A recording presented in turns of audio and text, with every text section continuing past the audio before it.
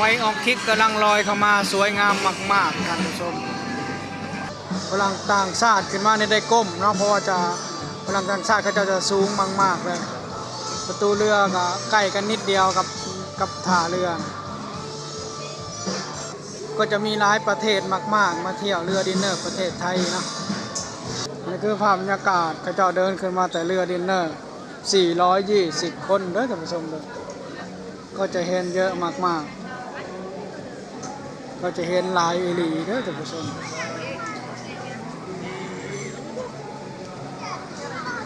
นี่จะเป็นกลุ่มวัยรุ่นแน่เนาะแต่ก็มีคนแก่ด้วยเด้อท่านผู้ชมเด้อพูดถึง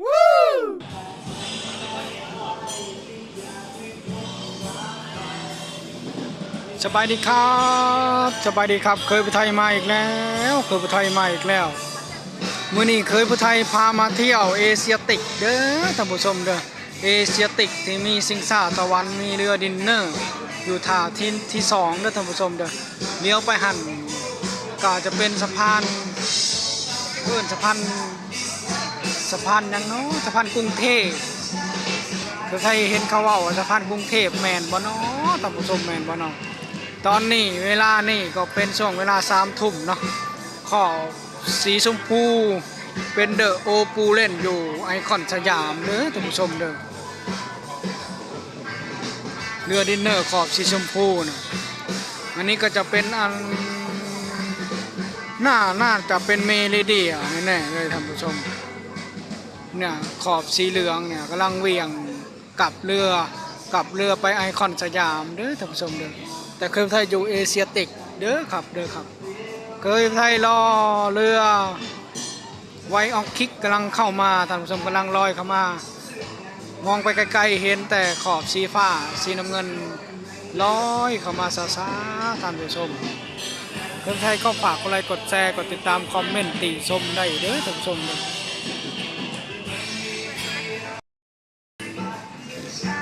มาอีกแล้วท่านผู้ชมไว้ออกคิกมาอีกแล้วเด้อท่านผู้ชมเด้อไว้ออกคิกมีสายตืดวันนี้มีสายตืดแน่นอนท่านผู้ชมทีมงานเสือสีแดงอมชมพูนี่ท่านผู้ชม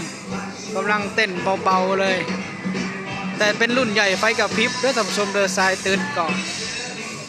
ตืดแบบรุ่นใหญ่นะเดี๋ยวคือจะให้ดูเลย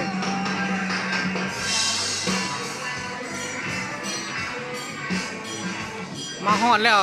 บ่ตืดแล้วท่านผู้ชมยาแล้วยาตืดแล้วโอ้โหยาเต้นคือใช่ว่าจะให้ท่านผู้ชมได้ดูไว้ออกคิกกำลังลอยเข้ามาสวยงามมากๆท่านผู้ชมสวยงามจริงๆนะ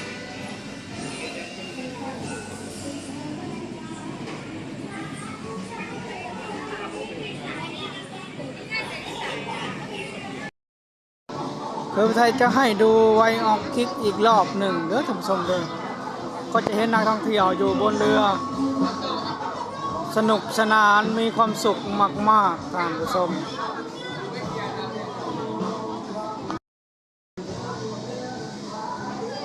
ตอนนี้กำลัง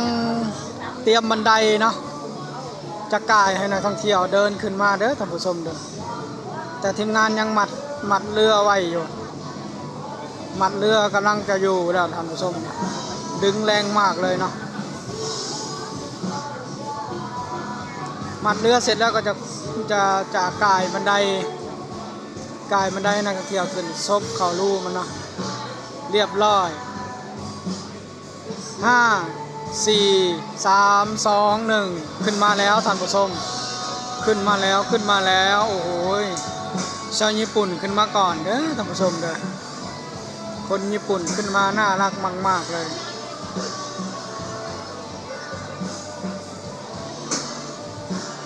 อันนี้จะเป็นคนไทยเนาะใส่ชุดสีน้ำเงินพลังต่างชาติขึ้นมาในได้ก้มเนาะเพราะว่าจะพลังต่างชาติเขาจะสูงมากๆเลยประตูเรือก็ใกล้กันนิดเดียวกับท่าเรือ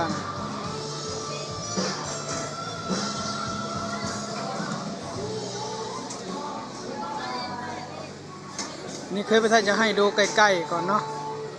ดูใกล้ๆก่อนเด้อท่านผู้ชมเด้อ ก็จะเห็นเขาเจ้าเดินขึ้นมาเป็นขบวนแบบนี้เด้อท่านผู้ชมก็จะมีหลายประเทศมากๆมาเที่ยวเรือดินเนอร์ประเทศไทยนะอันนี้จะเป็นชาวอินเดียแล้วก็ฝรั่งด้วยก็จะมีหลายคนมีหลายกลุ่มเนาะมาเที่ยวเรือเด้อท่านผู้ชม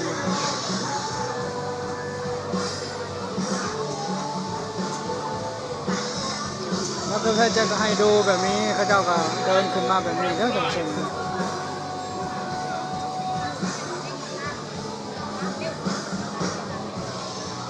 วันนี้รู้สึกว่ามีชาวญี่ปุ่นเยอะมากๆฝรั่งบ่หลายปานใดนี่จะเป็นกลุ่มฝรั่งเนาะก็เป็นกลุ่มก้อนของใครของมันเดินขึ้นมาตามขบวนใครขบวนมันเด้อท่านผู้ชมเด้อแต่มารวมตัวกันอยู่เรือดินเนอร์เหมือนเดิมเด้อท่านผู้ชมเดินนี่ก็คือภาพบรรยากาศอยู่เรือดินเนอร์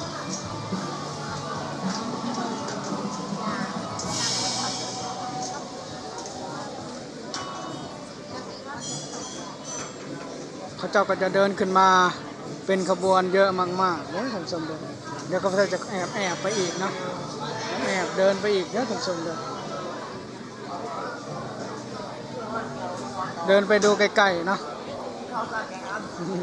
แต่เขาอาจจะเลี้ยวเบิ่งเด้อท่านผู้ชมเด้อนี่คือภาพบรรยากาศเขาเจ้าเดินขึ้นมาแต่เรือดินเนอร์420 คนเด้อท่านผู้ชมเด้อก็จะเห็นเยอะมากๆก็จะเห็นหลายอีหลีเด้อท่านผู้ชม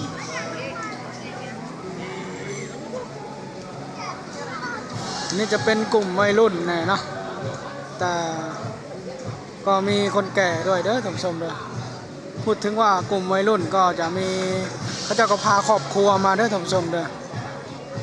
นี่จะเป็นชาวอินเดียเนาะเที่ยวไทยนี่เยอะมากทุกวันเด้อท่านผู้ชมเด้อเยอะมากจริงๆเพื่อไทยบอกเลยว่าเยอะจริงๆอันนี้จะเป็นทีมงานเสือสีแดงดอกจานนะ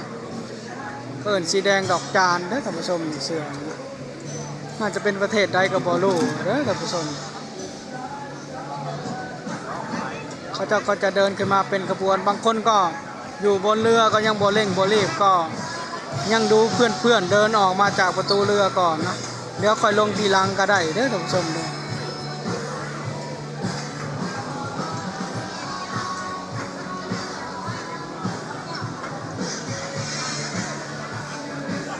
นี่ก็เคยไทยจะกลับมาทางนี้ก่อนเนาะนี่คือภาพบรรยากาศจะมาเดินเล่นกันอยู่ตรงนี้เด้อท่านผู้ชมกำลังยกมือบ่ายๆเลย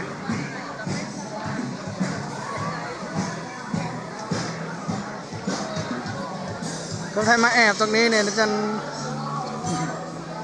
มาแอบตรงนี้อีกเด้อท่านผู้ชมเด้อเนี่ยให้ท่านผู้ชมได้เบิ่งใกล้ๆนะนี่จะเป็นฝรั่งผิวขาวกำลังทยอยเดินขึ้นมาเด้อท่านผู้ชมเด้อคนสีผิวดำเขาจะพาลูกมาเที่ยวเหมือนกันนะ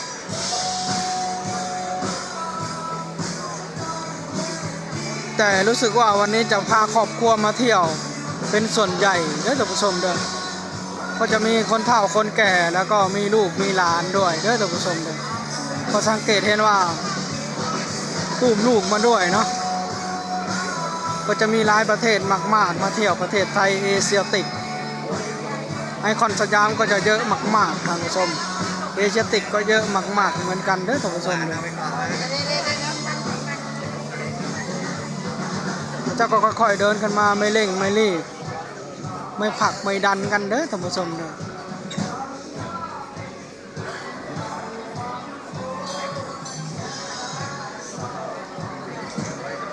วันนี้บอกได้เลยว่าเขาพาครอบครัวมาเที่ยวเนาะเพราะว่าสายตืดไม่มีเนาะถ้าสายตืดมีเนี่ยจะพาเพื่อนมาเที่ยวเนาะพาครอบครัวมาเที่ยวเนี่ยจะเป็นระเบียบเรียบร้อยมากๆเด้อท่านผู้ชมเดี๋ยวเคยไปไทยจะพาไปเบิ่งไปชมตามทางอย่างทางเดินเด้อท่านผู้ชมเด้ออันนี้ก็จะเป็นทางอย่างทางเดินพระเจ้าครับเจ้าเดินไปขึ้นรถอยู่ลานจอดรถที่เอเชียติกจัดเตรียมไว้ให้เด้อท่านผู้ชมเด้อ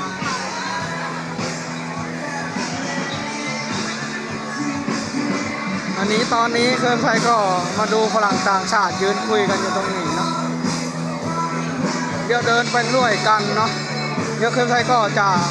เดินไปขึ้นรถกลับบ้านกลับห้องอยู่ทางถนนเจริญกรุงเด้อท่านผู้ชมเด้ออันนี้ก็จะร้องเพลงดังมากๆเพราะมากๆโอ้ยเต้นด้วย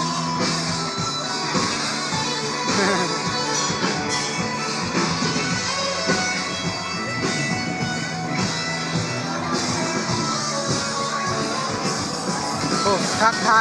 ายคนอินเดียอารมณ์ดีเด้อท่านผู้ชมเด้อ